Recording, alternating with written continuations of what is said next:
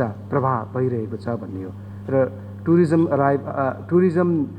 Revenue international tourist arrival tourism revenue.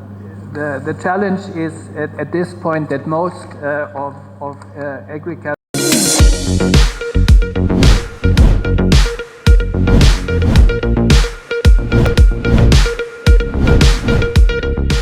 today is mainly through remittances,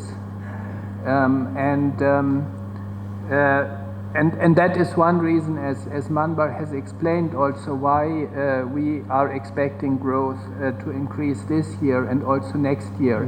One of the driving factors is our remittances.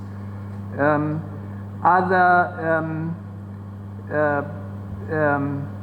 export is export and manufacturing as a share of GDP is quite small in Nepal, and integration in international value chains is not that much developed. This, of course, would be other opportunities for Nepal to benefit from strong regional growth. And in order to improve these opportunities, probably agriculture is a key sector, and the challenge is at this point that most of agriculture is subsistence, and only a very small part of the production is sold in markets. And in order to improve the contribution and the potential in agriculture would be to invest in connectivity, also improving skills,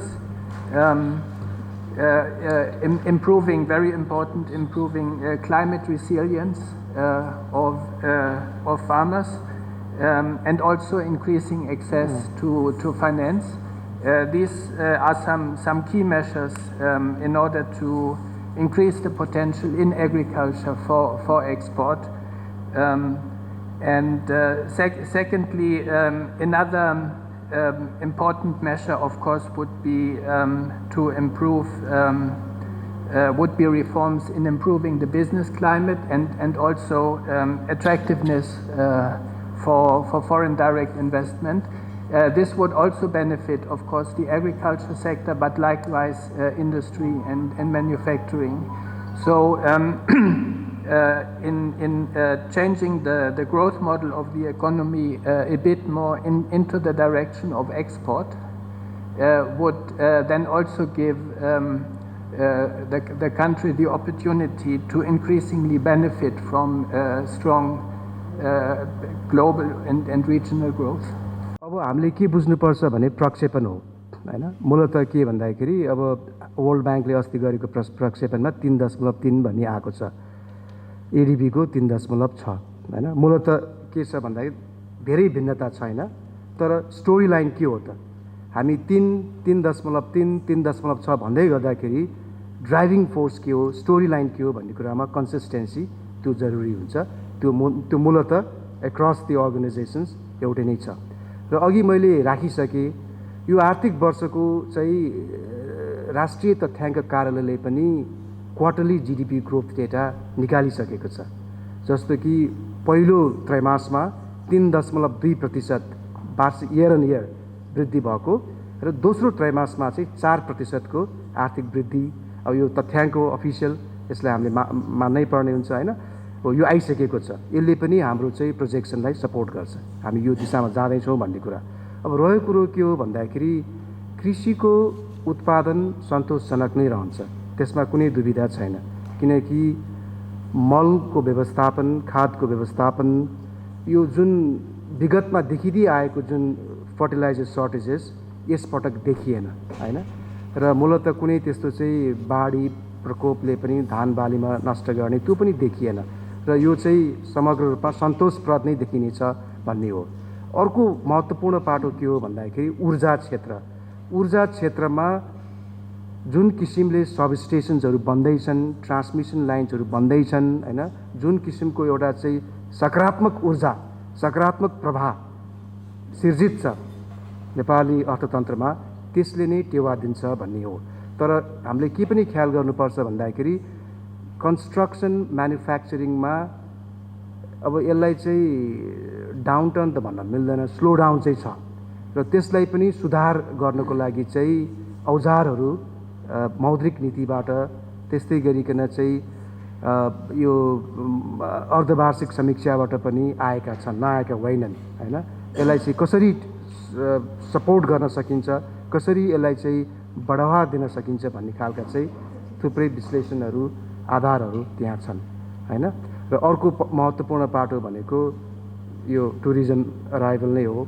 pre कोभिडको भन्दा निकै नै राम्रो भइसकेको छ। It has crossed 1 million mark Hahn.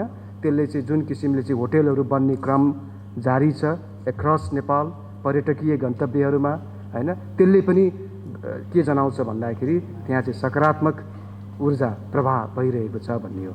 Raw tourism revenue, international tourist अराइभलले tourism revenue बढ्दै गर्दाखेरि लोकल अर्थतन्त्रमा पनि त्यसको सकारात्मक प्रभाव भइरहेको हुन्छ, रोजगारी सृजना भइरहेको हुन्छ हैन। सो इकोनोमिक इम्प्याक्ट त्यहाँबाट पनि आइरहेको हुन्छ। र अर्को कुरा के हो भन्दाखेरि होलसेल एन्ड रिटेल ट्रेड, यो के भन्छ खुद्रा तथा थोक व्यापारमा, जसको चाहिँ हाम्रो सेवा क्षेत्रमा ठुलो हिस्सा छ 23%, त्यसमा चाहिँ एक प्रकारको चाहिँ लय गति चाहिँ हामी देख्दैनौँ। तर हामीले के पनि ख्याल गर्नुपर्छ भन्दाखेरि कन्ज्युमर प्याटर्न पनि ओभर द पिरियड परिवर्तित भइरहेको छ। अहिले चाहिँ रिटेल आउटलेटमा गएर खरिद गर्ने भन्दा पनि रिमोटली ई ट्रान्ज्याक्सन्स मार्फत चाहिँ खरिद गर्ने, त्यो डिजिटल इन्क्रिज्ड डिजिटल पेमेन्टले पनि त्यसलाई चाहिँ सपोर्ट गर्छ। सो यिनै विविध कारणले गर्दाखेरि नै हामी चाहिँ यो हुन्छौँ भन्ने हो। अब नेपालको ग्रोथ पोटेन्सियल कति त भन्दाखेरि IMF, विश्व ब्याङ्क र हामीहरूले पनि हाम्रो पनि आफ्नो चाहिँ कन्ट्री डायग्नोस्टिक स्टडीमा हामीले के भन्छौँ भन्दाखेरि 5% चाहिँ यो चाहिँ नेपालको पोटेन्सियल हो भन्ने छ। तर त्यो 5% पोटेन्सियल पुग्नको लागि पनि जुन आधारभूत गर्नुपर्ने कामहरू हो, जस्तो चाहिँ क्यापिटल बजेट एक्जिक्युसनमा जुन शिथिलता छ नि, त्यो शिथिलता कायम नै रहने हो हैन। स्टिल हामी मनसुन फेड फार्मिङ सिस्टममै आधारित हुने हो हैन। र रेगुलेटरी रिफर्महरू नगर्ने हो, ट्याक्समा कन्सिस्टेन्सी नल्याउने हो। जस्तो ट्याक्समा के छ भन्दाखेरि जुन एक प्रकारको प्रेडिक्टेबिलिटी हो नि, त्यसमा चाहिँ व्यापारीहरूले गुनासो गर्छन्। ट्याक्स प्रेडिक्टेबल हुनु पऱ्यो, कन्सिस्टेन्ट हुनु पऱ्यो, तब पो इन्भेस्टमेन्टले अलिकति दरोसँग चाहिँ खुट्टा जमाउन सक्छ हैन।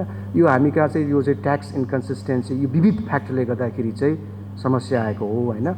अब यी कुराहरू एड्रेस भइदिए भने त्यो पोटेन्सियल ग्रोथ रेट चाहिँ अचिभ हुन्छ भन्ने हो। ब्याङ्कले नै यसलाई चाहिँ पुष्ट्याउँछ हैन।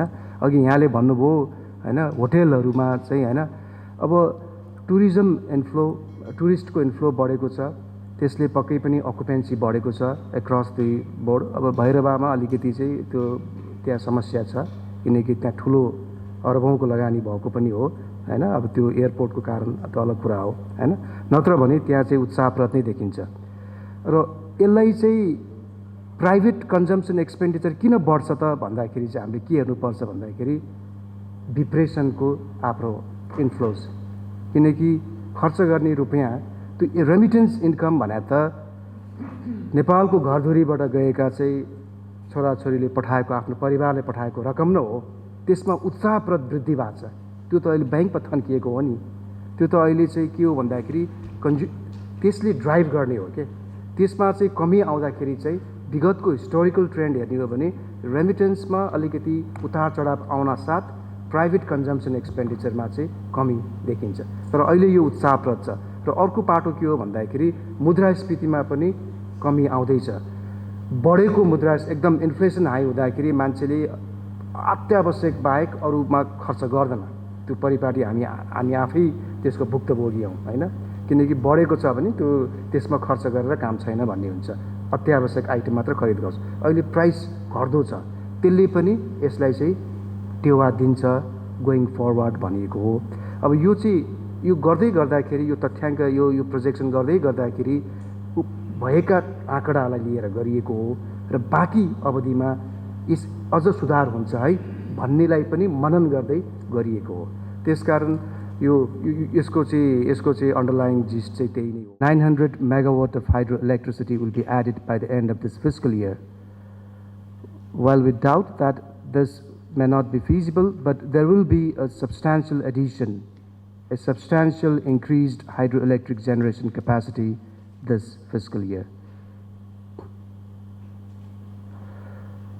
And services will also likely accelerate as credit controls ease and interest rates further decrease and tourism revenues expand. There has been a relaxation on EMIs, on home loans. The NRB has lowered risk weightage on margin lending, lowered risk weightage on real estate loans. So this will also support the growth in real estate activities this fiscal year. And with increased tourist arrivals, there has been a marked growth in accommodation and food services subsector. And also, this partly supports the growth of transportation subsector. Now, agriculture growth, this may increase marginally from 2.7% to 2.8% this year. There has been an increased paddy output, which grew by 4.3%, but we also have to keep in mind that there was a deficient rainfall this winter season. So that will also hamper the winter crop. So a modest growth in agriculture is expected. So this is from the supply side. Now here we have the chart that depicts the demand side contributions to growth. On the demand side, what we see is that private consumption expenditure, which accounts for more than 80% of GDP, will drive growth. And this is on the back of strong remittance inflows that we have seen over the recent months. And also prices have moderated.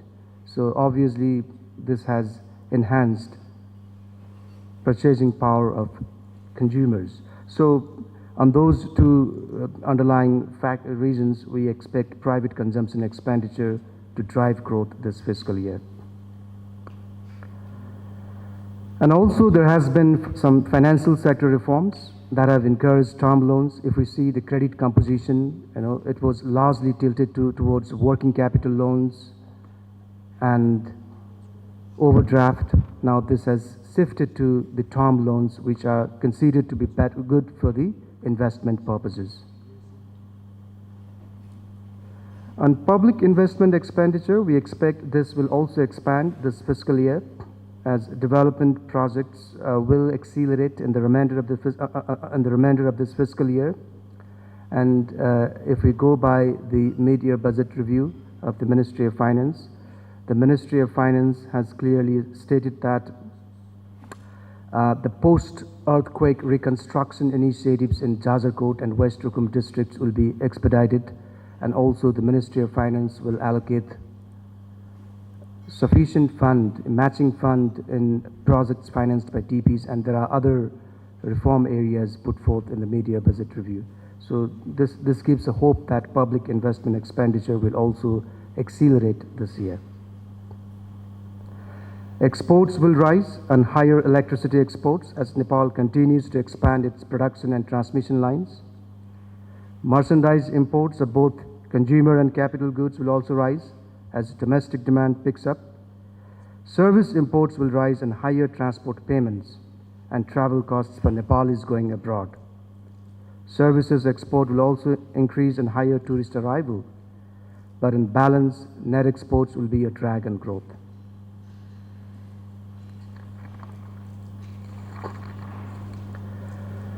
Now, here we have the inflation forecast for this year and next. So inflation is forecast to moderate this year to 6.5% from 7.7% a year earlier. This is in line with the expected moderation in both international oil prices and inflation in India, Nepal's major trade partner.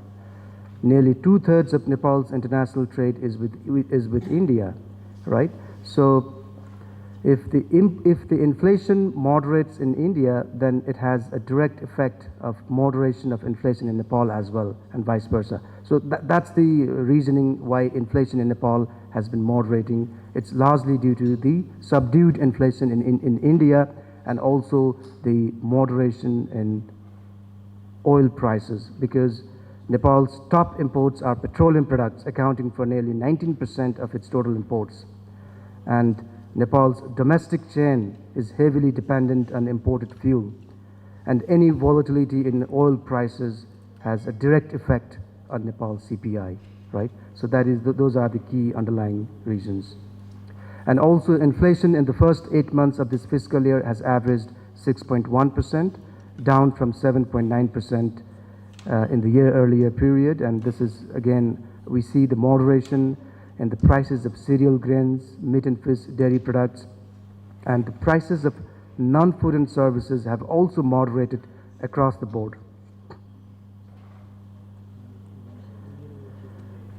Now, with the moderation in inflation and tick up in foreign exchange reserves, a substantial recovery in foreign exchange reserves accumulation, the central bank lowered the policy rate by 100 basis points to 5.5% from December 2023. So this has softened commercial interest rates in this fiscal year, as depicted in this figure as well. As a result of falling interest rates, credit growth has accelerated. It accelerated to 5.7% year-on-year in the first 8 months of this fiscal year, up from 4% in the last year. Credit to the private sector. Okay, so here we have the chart on fiscal deficit. The fiscal deficit is projected to narrow to about 3% of GDP, down from 6.1% in the last year. Total revenue as of mid-March has increased by about 10%. It had contracted by about 15% in the year earlier period. There has been an increment in customs duty collection, value-added tax, and income tax. However, recurrent expenditures have declined by about 4% year-on-year as of mid-March 2024. This could be in line with the rationalization of recurrent expenses as is stated in this year's budget statement.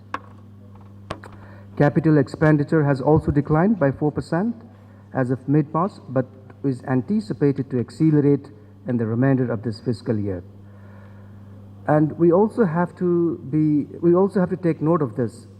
Historically, if we see the capital expenditure budget data in Nepal, more than 50% of capital budget gets spent in the last quarter, and that trend will continue to persist this fiscal year as well.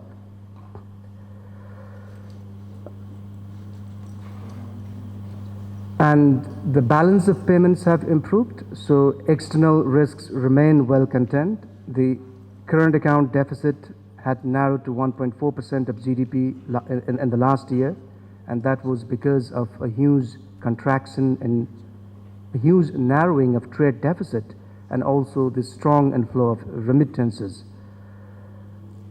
But this year, the goods trade deficit has also contracted by 4.2% in the first 8 months, and also workers' remittances have expanded by 18.8%, which has led to a current account surplus of $1.3 billion.